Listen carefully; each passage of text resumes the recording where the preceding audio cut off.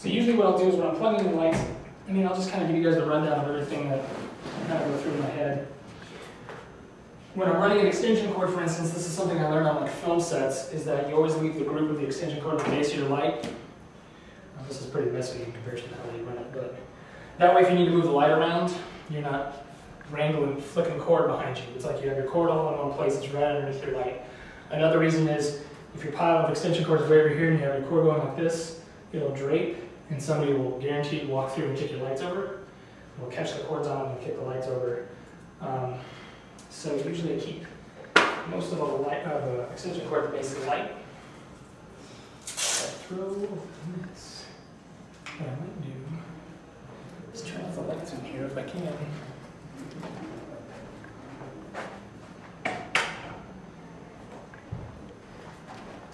So this.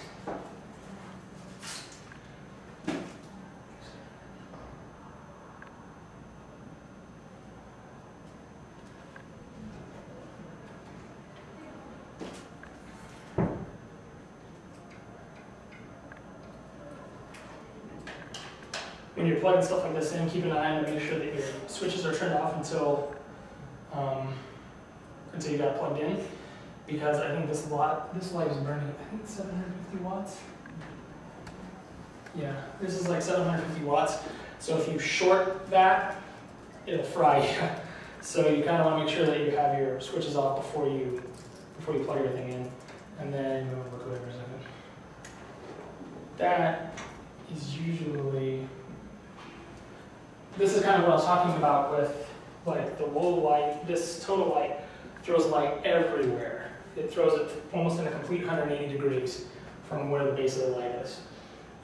There's little flaps on the top and the bottom of it, which you have to kind of you have to open, because if you keep them closed, the light will overheat and it'll start turning on and off, basically. This light is like way too harsh for most situations. Like you can tell, usually when you're looking at like lighting situations, the easiest way to kind of gauge these things is by looking at shadows. If you can see really defined shadows, you have a really hard light on somebody, and she's basically got a perfect outline behind her. So what you can do is you've got features like an umbrella, which you can pop in. Which if I just drop it in front of it, you see it softens up all the shadows right behind her. So it really softens the light on her face a lot. If it's like this, you can see a lot more shadows coming like from around her chin, from around her nose, those kinds of things. So what you usually do, you can just drop one of these in here.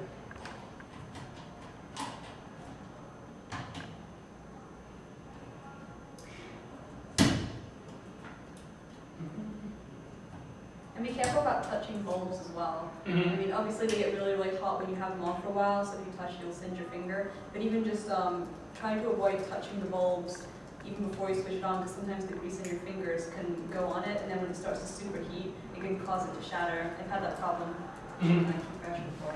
Yeah, that's a very good point. You have to, these lights, I've actually had to yell at professors before because I'll be like breaking everything down, I'll be shutting it off, we've been talking for a half an hour, and they'll be just trying to be nice, and they'll like reach over to help, and I'll be like, don't touch the lights!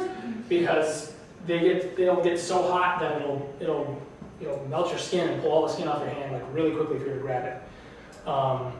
So there's a screen in the front of them, actually, that prevents you from getting to the light, like directly to the light, and it's also, in case it heats up, it'll explode. Sometimes these lights will explode, and if it does, they have a screen guard in there, so it basically catches all the glass when it goes off.